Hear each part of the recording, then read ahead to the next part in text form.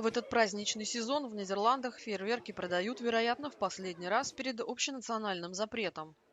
Dit is denk ik het laatste jaar afsteken en dan is het klaar. Новый закон уже принят обеими палатами парламента и должен вступить в силу в следующем году. Продажа фейерверков будет запрещена. Разрешенные пока фейерверки можно купить до вечера 31 декабря. Производители говорят, что предварительные заказы превышают обычные, а розничные торговцы ожидают высоких продаж. Некоторые покупатели говорят, что разочарованы грядущим запретом. Ja, eigenlijk wel jammer. Toch wel een traditie, vind ik.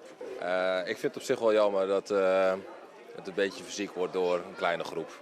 Maar voor deze jongens dat een kleine vuurwerk kan volgens mij niet zo kwaad. Maar ja, het is wat het is. Ik zou zeggen dat de politiek onder druk heeft gereageerd, denk ik.